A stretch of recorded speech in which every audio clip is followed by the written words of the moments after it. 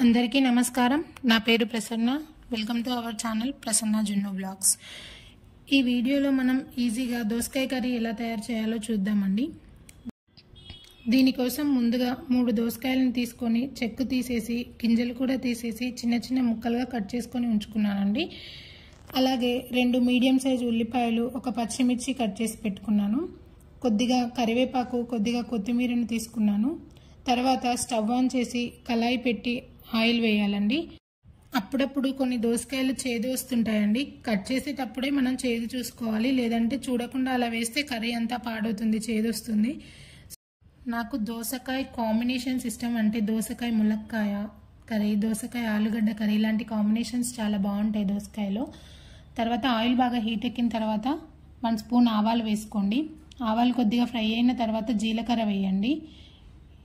ఇవి కొద్దిగా వేగాక మనం ముందుగానే కట్ చేసుకొని ఉంచుకున్న పచ్చిమిర్చిని వేసుకోండి. ఈ కర్రీకి కొద్దిగా ఉల్లిపాయలు ఎక్కువ వేసుకోండి.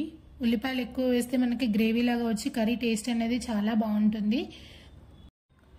అలాగే నా వీడియోస్ కనుక మీకు నచ్చినట్లయితే లైక్ చేయండి, కామెంట్ చేయండి అండ్ షేర్ చేయండి. అలాగే నా ఛానల్ని సబ్స్క్రైబ్ చేసుకోండి.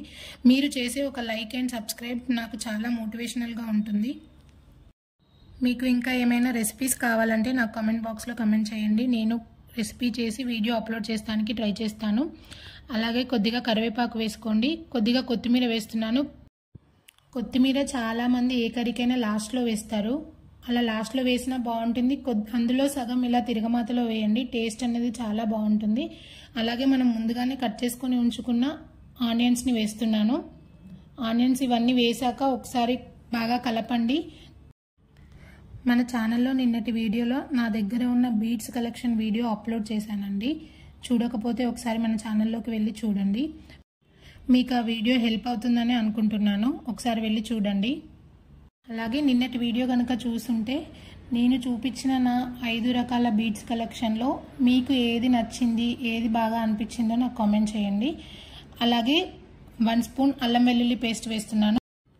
అల్లం వెల్లుల్లి పేస్ట్ వేసాక ఒకసారి బాగా కలపండి. ఇవన్నీ గోల్డెన్ బ్రౌన్ కలర్ వచ్చేంత వరకు వేయించాలి. చాలామంది వీడియోస్ చూస్తున్నారు కానీ సబ్స్క్రైబ్ చేసుకోవట్లేదు. నా వీడియోస్ కనుక ఫస్ట్ టైం చూస్తున్నట్లయితే సబ్స్క్రైబ్ చేసుకోండి. అలాగే ఇవన్నీ గోల్డెన్ బ్రౌన్ కలర్ వచ్చేంత వరకు ఫ్రై అయిన తర్వాత కొద్దిగా పసుపు వేస్తున్నాను. పసుపు కూడా వేసుకున్నాక ఒకసారి కలపండి. ఈ కర్రీ రైస్లోకి కాకుండా చపాతీలోకైనా చాలా టేస్టీగా ఉంటుంది. తర్వాత మనం ముందుగానే కట్ చేసుకొని ఉంచుకున్న దోసకాయ ముక్కల్ని అందులో వేయండి. ఇంకా జున్నుతో ఏమైనా వీడియోస్ కావాలి అంటే కామెంట్ చేయండి. దోసకాయ ముక్కలు వేసాక ఒకసారి బాగా కలిపి ఒక 2 మినిట్స్ అలా మగ్గనివ్వండి. మనకి ఈ కర్రీ తొందరగానే అయిపోతుంది. దోసకాయ ముక్కలు తొందరగానే మగ్గిపోతాయి. తర్వాత 2 మినిట్స్ మగ్గిన తర్వాత నేను ఇక్కడ 1 స్పూన్ ఉప్పు వేసుకుంటున్నాను. ఉప్పు వేసాక ఒకసారి బాగా కలిపి మూత పెట్టి ఒక 2 మినిట్స్ మీడియం ఫ్లేమ్లో ఉంచి మగ్గనివ్వండి.